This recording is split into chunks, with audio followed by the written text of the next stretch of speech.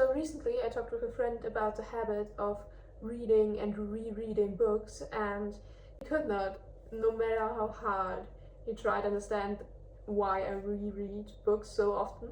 Like, there are many books which I've read like a dozen times, like definitely more than 10 times, and my favorite book, Alice in Wonderland, is one of them, obviously, because well, it wouldn't be my favorite book if it was otherwise. I started rereading books from a really early age. Like, when I was, I think, 8 years old, my favorite book was about a girl who was kind of running away from home and living in a cave. It's a pretty famous Astrid Lindgren novel. It's called Ronja Räubertochter in German. I don't know the English title, so I'm sorry. That was my favorite book, and I reread it so often, to the point where I think there were months in which I just read every single night, and I would just read that book, and I read it over and over again, because I just love having a piece that is really, really comfortable, like a piece of literature or a story that I can just recall to my mind again and again and again. Since a few years, my favorite book has been Alice in Wonderland, and it has not changed. And it doesn't change no matter how much I read and look at all those beautiful illustrations. Like, that was the first copy of Alice in Wonderland that I got, and it's, besides this one, it's also the only copy. I don't understand the habit of owning more than one copy of books that you like. While you're reading, or at least I, while I'm reading, cannot appreciate the book itself. I cannot appreciate the physical book, because I'm in the story. I don't even know that I'm sitting there and reading. I'm in the story. I'm slaying dragons. Alice in Wonderland is the only book of which I have 2 copies. This one I take with me on all long travels and trips. I have that with me so often. I just keep rereading it because it's brilliant. I think it's brilliant. Anyway, the other copy that I have is this beautiful illustrated graphic novel by Benjamin Lacombe, and he is one of my favorite illustrators, and I'm just going to show you my favorite pages. Obviously, the graphic novel has Alice in a picture with teacups during the tea party. Like, I think the book in general has a lot of British influences. You can really tell the nationality of the author while reading it, but that is also one of the reasons why I love this book so much. I grew up as a little kid with a lot of media influenced by Great Britain, and even though I do not like the country per se from their political standpoint, I do not like the country where it is today. There are a lot of things wrong with it, but it is still the aesthetic of Great Britain, of London, is still so dear to my heart. But yeah, okay, so I'm gonna try to show that to you. Like, this page is literally just her leg. That is crazy. Like, that is just her leg. And then if you open it further, it is like Alice being trapped inside a house, growing exponentially, and it's so cute. I love the illustration. And also, in this graphic novel, as you could see, there's a lot of play with the size of the text, and so you can see that sometimes the text is just getting bigger and bigger. I think it really makes for a fun reading experience. If you don't know it, in the original book, she is actually eating a cake that is making her grow bigger and bigger, like it is in the movie, but then she cannot get through the door, and so she starts crying so much that a sea or some kind of lake forms around her, and when she then drinks the potion that makes her smaller again, she's drowning in her own tears. The metaphor is used so often. I don't know if Lewis Carroll was the first one to write about it, but I love it, and I love the way he uses it. Another illustration that I really like is Alice holding the flamingo. But let's talk more about rereading books.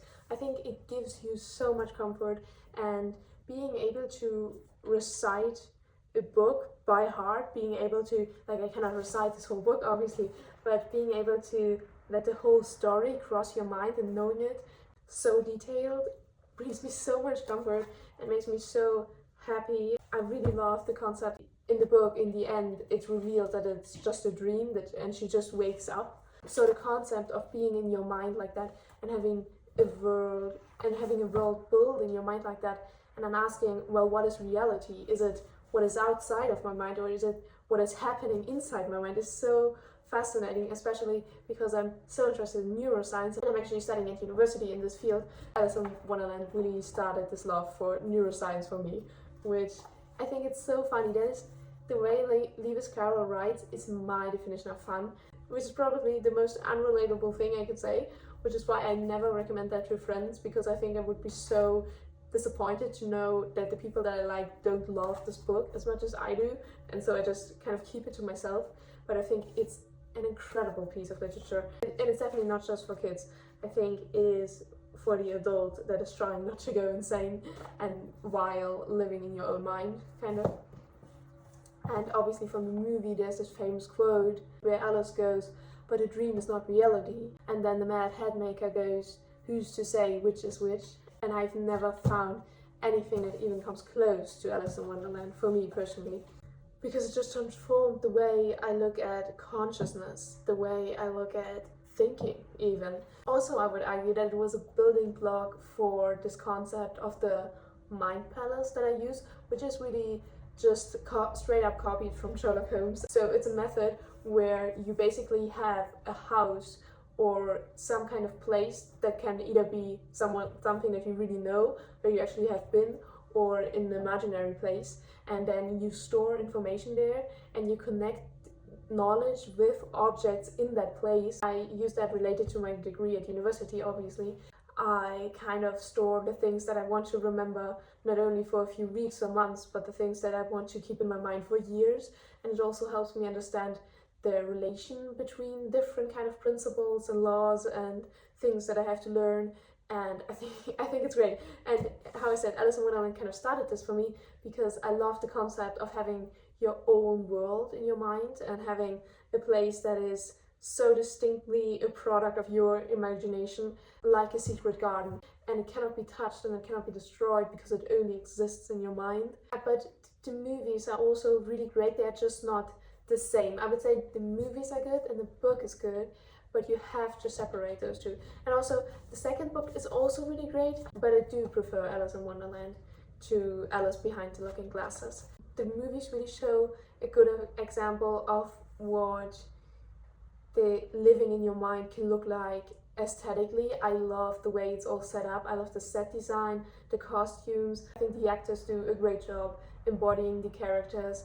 I think it is also such an interesting take to have Alice be way older. That in the book she's still a young child, whereas Alice in the movies is almost an adult, or at least a teenager. Movies work pretty good to show what happens when you grow older. You know, this book is really like what your imagination can be like when you are a child, and I think the movies do a good job showing it what it's like for adults to be imaginative and creative and kind of trying to translate that into a world that does not necessarily reward this kind of imagination. And I think Alice is such a relatable character. She also has an older sister, like I do, and she also feels like she's not that smart and that as intelligent as her sister. She is really empathetic. I think it's so convincing that this is an actual child that is taking you through the story, that you're actually, it really feels like you're truly in the mind and in the imagination of a child, the way they see it. So with the problem sometimes with this kind of narrative is that you feel like that either it's way too high and you're like, well, a child could never come up with this, or it's way too low and you're like, well, that is how I see a child, and that's not how a child sees their world. But I feel like Alice in Wonderland is truly that embodiment of thinking with as much joy and fun and imagination as a child. Reading this book is the closest thing that I know to thinking like a child again, and to have that ease and that wonder. It is obviously called Wonderland because it is wonderful. It's truly wonderful. I would say there's nothing more beautiful than having a comfort book, having something that can transport you every time, no matter how you feel, no matter where you are. It can just transport you into a different world, and there are not many things for me that can do it. I had the experience that other books, when I have reread them, they became dull at some parts, and sometimes you're like, I actually don't want to reread it till the end. I just enjoyed reading this or this part again. But there's sometimes when you're lucky, you find those books where you're like, I can read them over and over again. I would never get tired of it. And I have like a handful of books who are like that, but Alice in Wonderland is truly the one I love most and the one I have read most in my lifetime. And it's also something, like, you would think that such an amazing and small copy would fit into your pocket, but it doesn't. So often I find myself just walking around with it in my hand, especially in summer times when you don't have like a winter jacket. I just go on walks or into the park or to a museum, and I just had this in my hand because I wanted to take it and I want to read it, and I like to have not that many things with me. I don't like to take like a backpack or anything, and so sometimes I'm just walking around with this book in my hand because it doesn't fit into the pockets of women's clothing, which is tragic. Like, that is so annoying because that is such a small version of this book. Like, that is so small. Like, how come it does not fit into any of my pockets? Yeah, that's just a frustration I wanted to get out. So yeah, that is my favorite book, and that is all for today.